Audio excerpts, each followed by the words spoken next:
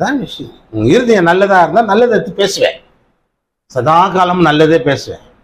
இருதயம் பொல்லாததா இருந்தா சதா காலம் பொல்லாததையே பேசுது. உன் வாயில் நல்ல வார்த்தையே வராதான்னு வாங்க. அதான் எல்லாம் சொல்ல, சில பேர் அபசகனமா சொல்லும் போது உன் வாயில் நல்ல வார்த்தையே வராதா, எப்போ பாரு இப்படியாவா பேசுனீங்க, நல்ல வார்த்தையே வராதா, ஒரு நம்பிக்கையான வார்த்தை வராதா, ஒரு விசுவாசமான வார்த்தை வராதா, ஒரு நல்லதே பேச மாட்டியா, அகராதிலே இல்லையா உனக்கு? ஹல்லேலூயா. அதனாலதான் நம்ம நல்லதே பேசுறோம். நல்லதை ஏன் பேசுறோம்னா நம்ம பார்வை அப்படி இருக்கு, தேவனை பார்க்குற விதம். இவனுங்க தேவனை எப்படி பார்த்தானுங்க, பிசாசுன்னு பார்த்தானுங்க. ஜனங்க எப்படி பார்த்தாங்க, அற்புதர்னு பார்த்தாங்க. சொன்னா நம்ப மாட்டீங்க. போன வாரம் உள்ள வந்தோன்னா ஜபம் பண்றேன், அந்த அம்மா சொல்லிச்சு, எனக்கு என்னன்னு தெரியல, மாத்திரையா போட்டுனுக்கிறேன், வரும் தலைவலி மாத்திரை போட்டுனுக்கிறேன் சார், ஊசி போடுறேன் சார்னு. என்னம்மா சொல்ற, ஒரே ஒரு பையன் தான், 2வது குழந்தை நிக்கல, என்னம்மா சொல்ற? ஆமா சார் அப்படின்னு. சரி ஜெபம் பண்ணலாம், ஜெபம் பண்றேன், தலையில இருக்கிற பொல்லாதாவிய வெளியே போ அப்படின்னு நம்புறேன். ஹே, நான் போக மாட்டேன் அப்படின்னு எல்லாரும் அப்படியே பாக்குறாங்க. பேரு லாசரு எழுப்புறதுனால்தான் யாருக்குரிய யூதர்கள் இயேசு மேல விசுவாசம் வச்சாங்க. லாசரை மட்டும் எழுப்புறதுக்கு முன்னாடி இயேசுவை அந்த ஊர்ல இருக்கிறவங்க கல் எடுக்கிறது, அடிக்கிறதுக்கு கல் எடுத்தாங்களாம். கல் எடுத்து எரிய ஆரம்பித்தார்களாம். இயேசுவும் சீசரும் போயிட்டாங்க.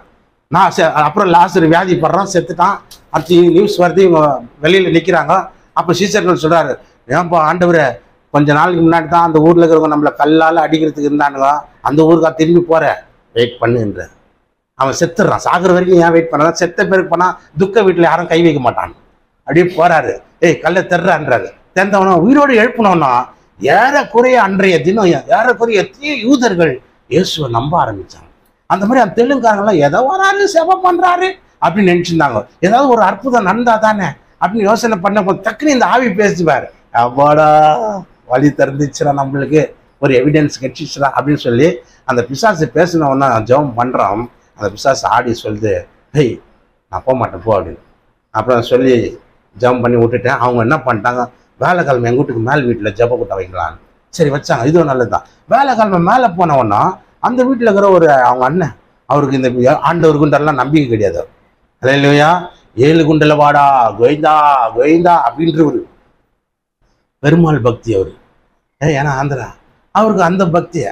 அப்போ நான் ஆண்டவரே மேல் வீட்டு அறையில் கொண்டாந்து வச்சிட்டீங்க, இங்கே ஏதாவது நீ அற்புதம் பண்ணமே, எதுவும் பண்ணலன்னா என்ன இவன் நம்பவும் மாட்டான், இவன் பார்க்குற பார்த்து ஜெப கூட்டமா எதுக்கு இவங்க வந்தாங்க அப்படின்ற மாதிரி கேட்குறான் அந்த ஆள். ஆண்டவர் தான் இப்போ நம்மளுக்கு ஒரு ஹெல்ப் பண்ணோம் அப்படின்னு சொல்லிட்டு நான் என்ன பண்ணேன், ஒரு சின்ன பாட்டு பண்ணேன். என்ன பாட்டுனாக்கா, அதிசயங்கள் செய்கிறவர், அது 2 அடி தான் பாடினேன். தண்ணீரை ரத்தமா மாத்தினாரு அப்படின்னு பாட்டு. ஆண்டவரே ஏதாவது ஒரு அதிசயம் செய்ய ஆண்டவர்னு மனசுக்குள்ள ஜபம் ஓடுது. ஸ்ட்ரைட்டா ஜபம் பண்ண ஆரம்பிச்சோம். அப்போ அந்த ஆவி அதோடைய ரியாலிட்டியை காட்ட ஆரம்பிச்சது, பேசுது. பாருங்க, எப்போ பிடிச்சனா இந்த பொம்பளை வயசு பொண்ணா இருக்கும் போது, வயசுக்கு வந்த புதுசுல, வயசுக்கு வந்து 6 மாசத்துல நான் ஏறினேன். கிட்டத்தட்ட 20 வருஷமா இது மேல இருக்கிறேன். அவங்க அண்ணன் ஆடி போயிட்டாரு பாருங்க. அந்த 7 குண்டல வாடா ஆடி போயிட்டாரு.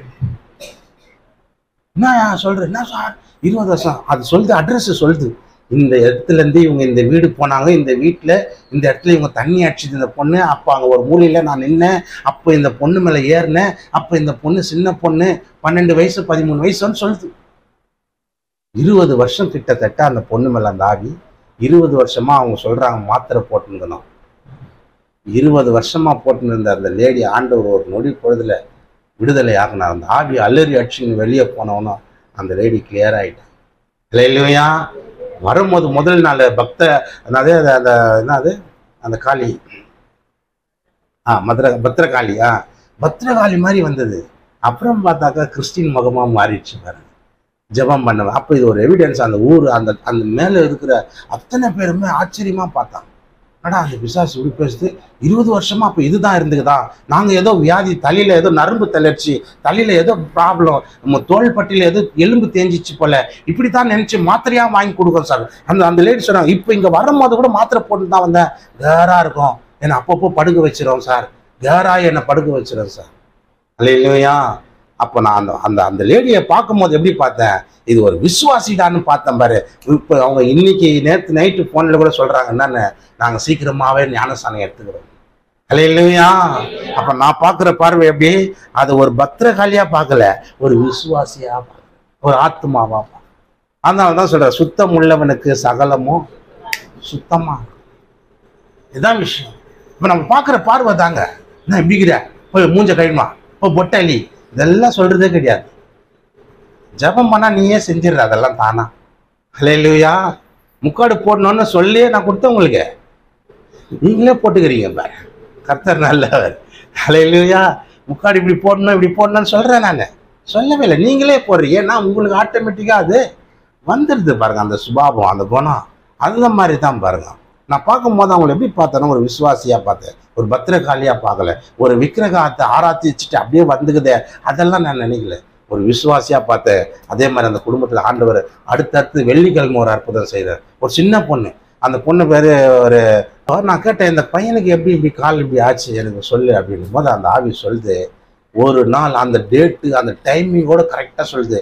அவன் நான் ஓடிட்டு விளையாடிட்டு இருந்தான், நான் தான் பின்னால போய் அவனை ஒரே தள்ளினேன், அவன் கீழே விழுந்தான். அப்போ அந்த சத பிடிப்பு அப்படி ஆகி கால் அப்படி மடிக்கிட்டேன் அப்படின்னு சொல்லி பார்த்தா அவன் அப்படியே அதிர்ச்சி அடைஞ்சு நிற்கிறான் அந்த ஆள், அந்த 7 குண்டல வாட. யோசனை பண்ணி பாரு. அது சொன்ன டைமிங் எல்லாம் சார் எக்ஸாக்டா அந்த சொன்ன கரெக்ட் டைம் சார்.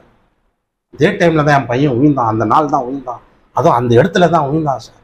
அப்பா சொல்லுது, இந்த பையனை காலி பண்ணாக்கா, இந்த பையனை அடிக்கி முடக்கி அவனை வியாதியா வச்சிட்டேன்னா இவங்க யாரும் நிம்மதியா இருக்க மாட்டாங்க. அந்த பையனையே நினைச்சு அவங்க கவலைப்பட்டு கலங்கி அப்படியே கூனி குறுகி அப்படியே அவங்க வாழ்க்கையில நொந்து போயிடுவாங்கன்னு சொல்லி செய்வினை பண்ணியிருக்காங்க.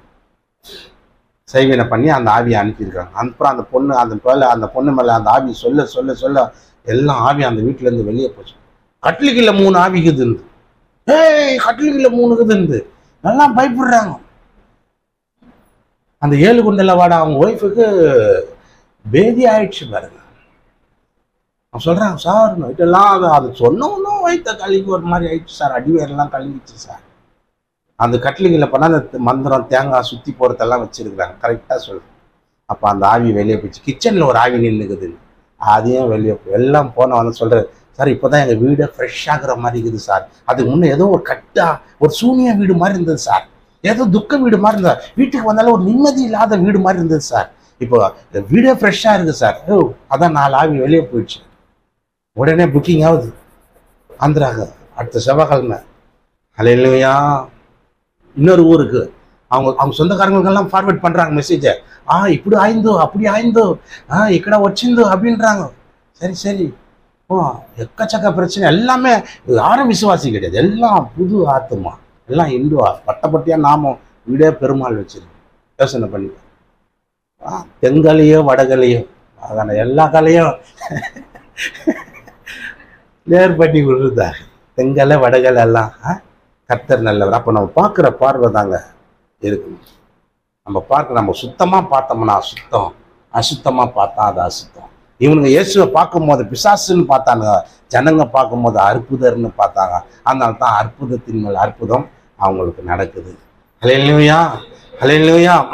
கர்த்தர் நல்லவர். அதனால தான் சொல்றாரு, என்ன சொல்றாருனாக்க 35 நல்ல மனுஷன் இருதயமாகிய நல்ல பொக்கிஷத்திலிருந்து நல்லதை எடுத்து காட்டுறான், பொல்லாத மனுஷனும் பொல்லாத பொக்கிஷத்திலிருந்து பொல்லாதவைகளே எடுத்து காட்டுறான். பார்க்குற பார்வை நம்ம சுத்தம்னு பார்த்தீங்கன்னா நம்ம இருதயம் நிறைஞ்சிருந்தாக்க வாய் பேசுது. அப்போ அது எதுல நிறைஞ்சிருக்குது அதான் மேட்ரு.